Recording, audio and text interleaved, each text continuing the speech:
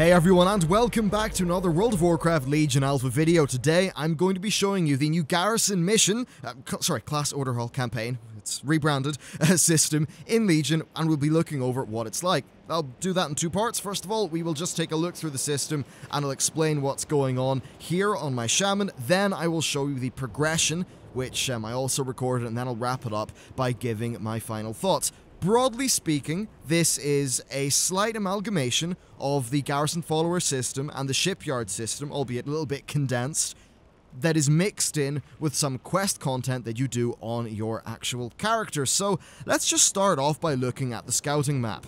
So here's the scouting map.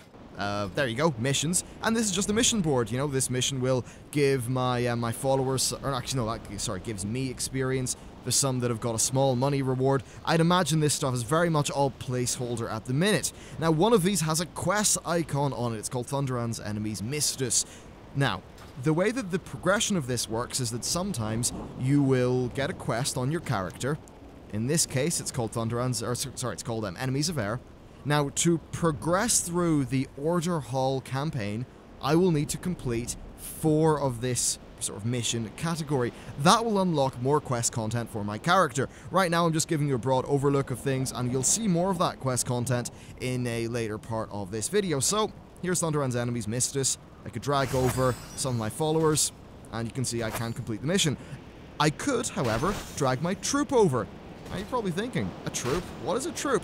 Well, time to explain. So we've got 2 kinds of followers. We have our champions. You can have a maximum of 6 of those active, and then you've got troops. Troops are expendable. You can see they've got a number of hearts. From what I gather, they lose a heart whenever you do a mission. However, some missions have threats which can, if not countered, will actually just flat out kill your troops, and you will have to remake them.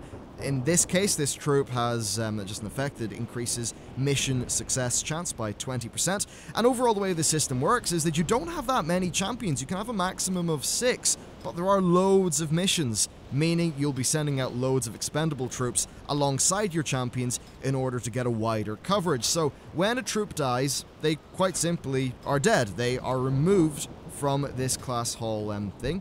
Now, you can actually get more of them by going to this summoner guy. He can spawn in these lesser elementals. They cost 20 order resources and take half an hour. This is using the work order system. And right now, I can have a maximum of 4 lesser elementals and 2 earthcallers who are just more powerful. Now, in addition to that, you can have a follower be out in the world with you. So this is your combat ally. You can click here to assign one, and they have different effects. So if we looked at the Duke here, Hydraxis arrives and douses you with water. This cleanses you of all negative effects and instantly heals you to full health on a 2-minute cooldown. That's just the sort of thing you can use in the world to help you out. A bit similar to, I think, the Garrison zone-wide abilities, and then also the Garrison bodyguards. It's kind of an amalgamation of those 2 things. Now, in addition to that, we have class hall upgrades. This is a very condensed version of, say, being able to get more buildings in your garrison. So let's just go through them. We've got Bloodlust, increased success chance by 20% of your first mission of the day. And then there's also the Spirit's Call. Doubles the chance for your quest rewards to get a epic or rare bonus upgrade. Not yet implemented. And you can see it costs 100 resources and has a 2-hour research time.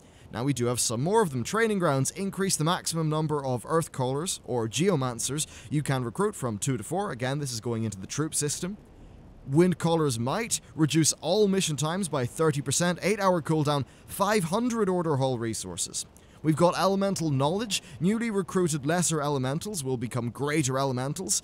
This adds Strength of Earth to their ability repertoire, which increases success chance by 40%. This has a 1-day research time and costs 1,000 Order Hall resources. We then have Whispers of the Earth. Newly recruited Earthcallers can become Geomancers, which gives them Earthquake, which will increase success chance of missions with minions by 50%. I think the idea here is that you can have an Earthcaller and then have one of the sort of minion troops, so one of these elementals, and that's actually a synergy that you can use. So there are going to be various different synergies with your troop types. Elemental Binding, summon a random elemental to your order hall each day to provide you with a blessing. That's probably character buff, 3 days, 2,000 resources. Then there's Reincarnation. Fallen troops have a chance to be revived with 1 vitality, 3 days, 2,000 resources. Rise, you can now summon a squad of ascendants once per day, 7-day research time, 3,000 resources, and you need to be level, say, like 109 to research it. And then there's Spirit Walk. You can place a work order for a Seal of Fate once per day, again, 3,000 resources, 7 days. Now, these are in tiers, so you can choose one or the other to be active at any given time. Are these particularly interesting choices? Personally, I don't think so. And then it ends with Ancestral Legends. Upgrades your Artifact Forge to allow socketing of a 3rd relic slot. Relics go up here, and they basically are what make your artifact weapon what it is. They're what give it power. As an example, this one. This gives my artifact weapon 11 item levels, so quite obviously, having a 3rd one is going to be absolutely key to your character progression. That does mean that progressing through this whole system is going to be mandatory, assuming they keep it like this. Because if you don't have access to a 3rd relic slot on your artifact weapon, you are, well, I mean, you're in a very bad situation in comparison to any given player who actually does have access to that. And I suppose, broadly speaking, that is what this system is. It's the Garrison missions, slightly different. I suppose you can see some of the design language from the shipyard, in that you've got these troops which are expendable. Is this something the players want? Let me know down in the comments. I really don't like this whatsoever. I think it's, again, you know, it's pretty much just Garrison follower stuff thrown into the game again. I don't think there's that much value to it, quite frankly. Now, that's just with these missions. There are some cool bits. This is all tied into right now it just says Death Knight campaign. Obviously it should say Shaman, and that is a series of quests which, you know, every single class has that is to do with their class order hall, and it is an amalgamation of doing content on your character in the world and then doing content with this map. However, you do get places like, say, this, if we go into the artifact here, this Enemy of Air quest where you do have to use the scouting map and engage with this follower system. So I suppose a lot of players thought that there really wouldn't be much of Garrisons in the class order halls, and certainly when I was doing my early coverage of Legion, that's something Blizzard said. That's something I assumed they were going to stay with, but we pretty much have that system come back in Legion. Now, I'm going to cut from here, and I'll give you an overview of what it was like actually getting up to scratch and getting to where I am right now with this system. That way you'll be able to see the full progression. Alright then, so we're starting this off with me just applying some Quester's Glory to my artifact weapon. As you can see, they're giving the Doomhammer more artifact power. Once I unlock 325 artifact power, I'll get a new trait, and that trait kicks off a quest, which you'll see me sort of hearth off to do now, that just says, hey, put a trait on the Doomhammer.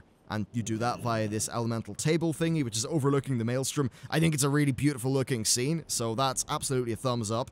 I think the Maelstrom's actually one of the coolest class order halls. Definitely nice to see. With that done, though, we move on to the actual quest content. So we've got this advisor here, and he gives us a quest to speak with Nabundo in the heart of Azeroth. Now, what follows here is a whole bunch of lore.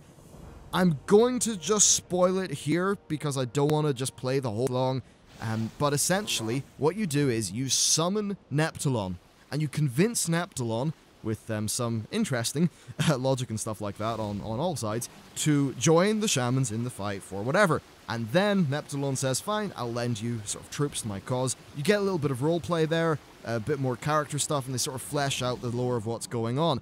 That's really cool, and I like how they're doing that. The mechanical thing that it translates to is actually coming up next, though. So after all the RP is done, basically Neptulon says, right, I'll help you. And then we get to recruit some followers to our whole system. First of all, there's a quest here which will give us 250 order resources, which is definitely quite handy. But yeah, we need to talk to Duke Hydraxis, who is the emissary of Neptulon that he just sent over. He serves as one of our followers. And then we move over to Stormcaller, who was a NPC in Cataclysm, I believe, and then we get her for our garrison. So then we move back to the mission table, we get our 250 resources, and we need to complete a mission called Spread the Word. Now, completing that mission takes, I think, a few hours based on what I remember. We'll just run over to it now.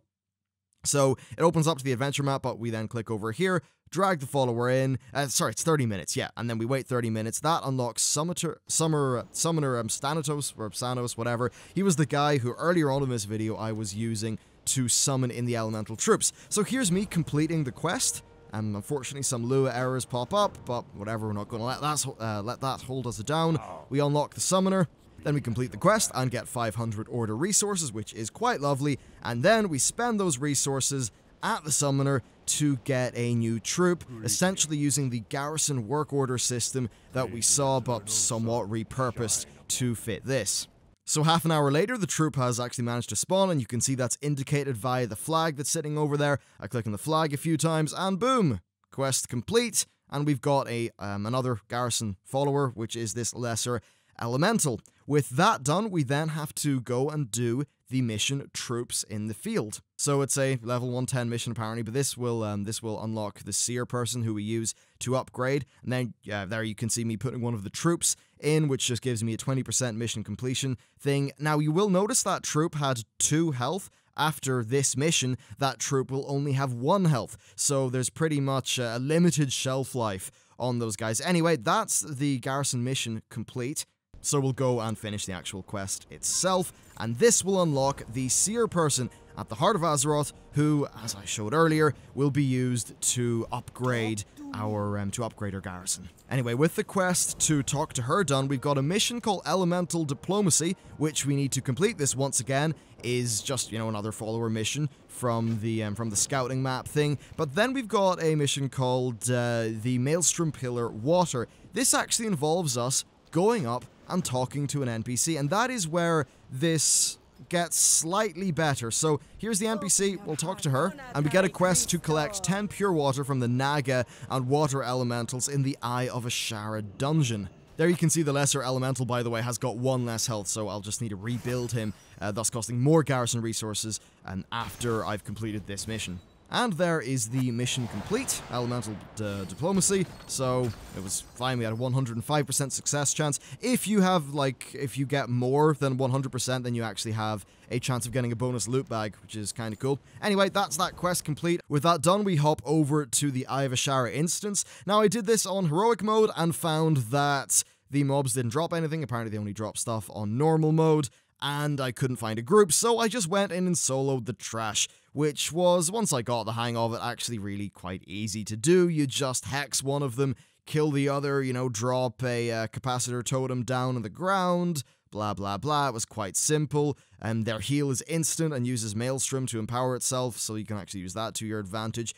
Pretty damn easy, so I just sold some of the trash here until I got the 10 pure water. And with that done, we can go back to the Elemental Pillar, talk to this NPC. So after we've handed in the Elemental Water thing, we get a quest to actually go with our character to this High Lord guy in Silithus, and this is a quest surrounding Thunderan, who of course was, killed all the way back in Vanilla to get, Thunder Fury, blessed blade of the Windseeker, and essentially what we want to do is resurrect him so we can get the aid of the Air Elementals, because of course Alakir has been killed. So I get a quest to hunt down the lost blade of the Windseeker, and they're actually dealing with the lore pretty decently here. So basically this NPC says, hey, some guy killed the prince and took the blade, and we then go to Asuna, and we find that player has been killed by a doge, lovely stuff, and is just lying down there with Thunder Fury itself. This is the canon Thunder Fury, just sitting there on the ground. So we just need to kill the dog. Actually, it did not have that much health, which somewhat surprised me, because you would have thought somebody. Actually, no, they're using a level 60 weapon. I mean, even though it is a legendary, not going to cut it at level 110. So we get the Damage Thunder Fury, bring it back to the class hall, and then we need to go and talk to this guy Celestos in the Vortex Pinnacle. Yep, we actually get to go to the Vortex Pinnacle, which was actually quite nice. Definitely this system is working better when it's sending you into sort of bits of content to do on your actual character. So we talk to Celestos, and he basically says, right, you know, ever since the Alkir died and stuff, all the elementals are angry. You know, I think we should be helping you, but we're going to need to put them in check. So we need to go and get an item called the Heart of Skywall from a elemental guy, which means we need to fight through loads of elementals. And then, of course, we just need to kill this big guy, and he drops the item that we want. We then combine that item with the damaged Thunder Fury, and that gives us a kind of repaired Thunder Fury, which we then will be giving to Thunderan, who gets resurrected after players killed him in Silithis like 10 years ago. And, you know, it's a pretty cool little, sort of little lore moment going on. You can see the prince himself, who says, basically, yeah, you know, I'll help you, this makes sense. It's nice to see bits of lore here, and this, you know, as I said, it's when this system is working out quite well. Anyway, the effect of all of this is we get a new NPC to talk with in our Class Order Hall. So I've accepted that quest, and we'll be heading back to the Class Order Hall to, well, just essentially see what that has unlocked for us. So we hand the quest in, and then we get some new quests, Enemies of Air and Maelstrom Pillar Air. Similar to how we were doing stuff with the Maelstrom Pillar and Water, we need to do it again with Air, and that will involve doing some content on our character. We then need to do 4 of those Thunderan's enemies missions. They, just off the top of my head, they're like 6 hours each. You probably won't have enough followers to do loads of them concurrently, so that is basically just the time gate. As you can see, at this stage, it hadn't spawned, so I just sent my guys off on just like, you know, on a random quest just to see what would happen. Anyhow, with that done, we need to go and talk to Consular Celestos, who, as it turns out, is joining our Class Order Hall as a follower. And with that, we go to the Elemental Pillar to get our Air quests. And basically, we need to get 100 Mistral Essences from Wind Elementals in the Vortex Pinnacle. There's a portal inside the Class Order Hall, and I just needed to kill loads of Elementals. I think the drop rate is balanced for 10, but the number that you need to get is 100, so this took about 2 hours of killing elementals, which wasn't really that fun. Anyway, I got back to my Class Order Hall, I picked up one of those lesser elemental work orders that I started at some point that I didn't record. I go back to the scouting map, and I believe that mission that you just saw me, yeah, on Dragon's Wings, that gets completed.